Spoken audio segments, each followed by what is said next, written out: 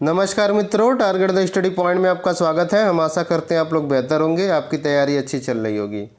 मित्रों, हम लोग लुसेंट पब्लिकेशन की बुक से, प्लेटफॉर्म पब्लिकेशन की बुक से बायोलॉजी के महत्वपूर्ण क्वेश्चंस को देख रहे थे, जिसके 7 पार्ट हम लोग देख चुके हैं। उसी के क्रम में ये अगला पार्ट है।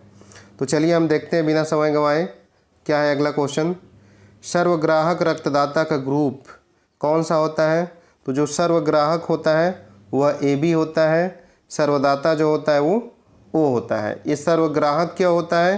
क्योंकि इसमें एंटीबॉडी नहीं पाई जाती है, तो ये B से भी रक्त ले लेगा, A से भी ले लेगा, O से भी ले लेगा, क्योंकि इसमें एंटीबॉडी नहीं पाई जाती है।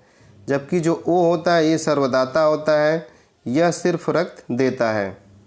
अगला क्वेश्चन देखिए, एक AB ग्रुप वाला व्यक्ति खून दे सकता है। तो AB ग्रुप वाला व्यक्ति सिर्फ AB को ही खून दे सकता है, तो ऑप्शन B सही हो जाएगा। अगला क्वेश्चन देखिए, O रक्त समूह वाले आदमी का रक्त किसे दिया जा सकता है? तो सभी रक्त समूहों को O वाला रक्त दिया जा सकता है, क्योंकि यह सर्वदाता होता है। अगला क्वेश्चन देखिए, मानव शरीर के रक्त में अशुद्धियों को छानकर अलग करता है।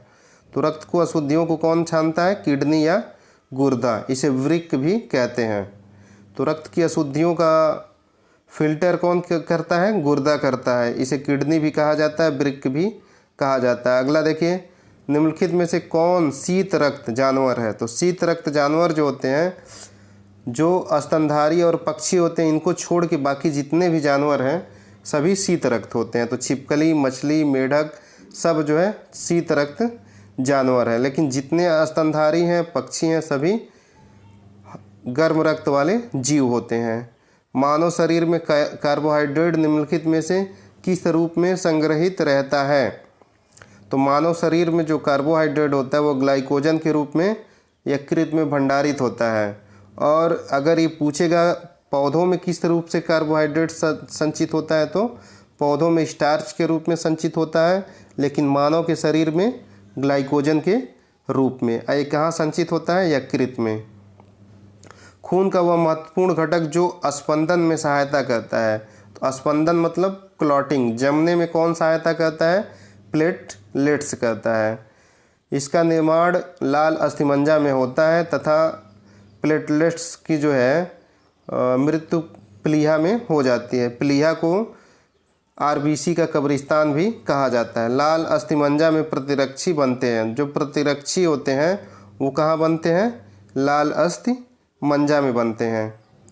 अगला क्वेश्चन देखिए, जो प्रतिरक्षी होती है रेड बोन मैरो, ये लाल अस्थिमज्जा में बनती हैं। यह हमारी जो है रोगों से रक्षा करती हैं। ये प्रोटीन का बना होता है। चर्बी को हजम करने में जो पित्त द्रव सहायता करता है वो कहाँ से स्रावित होता है? तो पहले ही आपको बताया जा चुका है कि पित्त का स्रावण जो है यकृत से होता है और ये इकट्ठा जो है पित्ताशय में होता है। तो ऑप्शन देखिए क्या हो जाएगा सही? जिगर से। यकृत को जिगर भी कहा जाता है। चर्बी को हजम या पचाने वाले जो पित्त होते हैं वह जिगर से स्रावित होते हैं।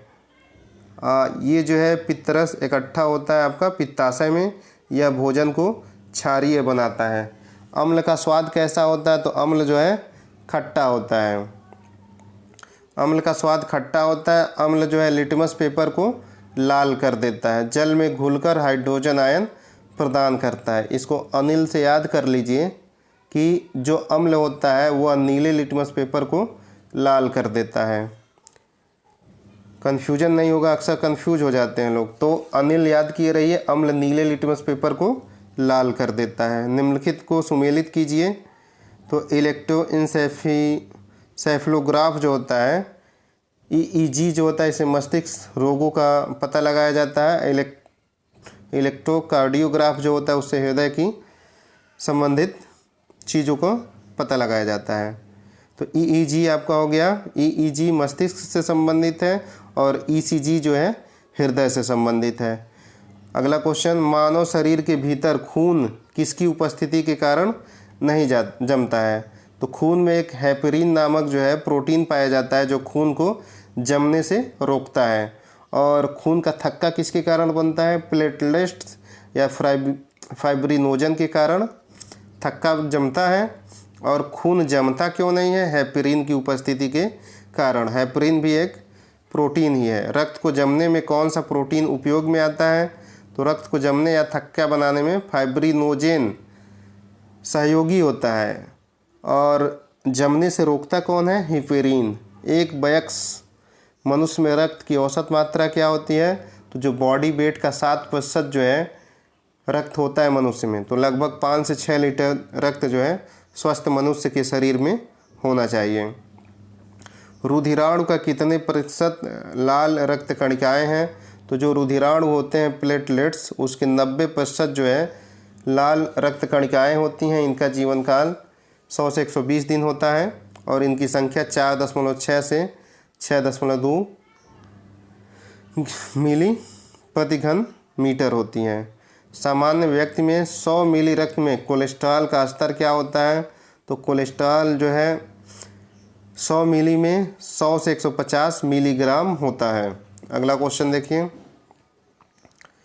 निम्न में से किस पदार्थ को लगाने से रक्त का बहना रुक जाता है? तो जो फेरिक क्लोराइड होता है, इसको लगाने से रक्त का बहना रुक जाता है, क्योंकि इससे जो है फेरिक प्लस आयन आ जाते हैं, ये रुधिर को अस्कंदित कर देते हैं। हृदय का काम क्या है? हृदय जो है रक्त को शरीर के अन्य हिस्सों तक पंप करके पहुंचाता है। तो ऑप्शन डी सही हो जाएगा। अगला क्वेश्चन, फलों को पकाने से पहले गिरने पर कुछ मामलों में उपज की महत्वपूर्ण हानि होती है, तो इसको किसके द्वारा रोका जा सकता है? तो फल पकने के पहले गिर जाते हैं, अगर ऑक्सीन का छिड़काव कर देंगे, ऑक्सीन जो है एक हार्मोन्स है, इसका छिड़काव कर देंगे तो फल पकने के पहले नहीं गिरेंगे। फलों का गिरना जो है रुक जाता है ऑक्सीन के छिड़काव से। अगला क्वेश्चन देखिए, सर्पदंश का प्रभाव शरीर के किस अंग में सबसे पहले होता है? तो तंत्र में जो है सर्पदंश का प्रभाव जो है सबसे पहले होता है। अगला देखिए, इनमें से सबसे कम आग पकड़ने में प्रवृत्ति क्या है? तो सबसे कम जो आग पकड़ता है वह सूर्य। ठीक है मित्रों, हम आशा करते हैं आपको हमारे द्वारा दी गई जानकारी अच्छी लगी होगी। जानकारी अच्छी लगती है तो वीडियो को अधिक से अधिक शेयर करिए तथा चैनल को सब्सक्राइब करिए। धन्यवाद दोस्तों।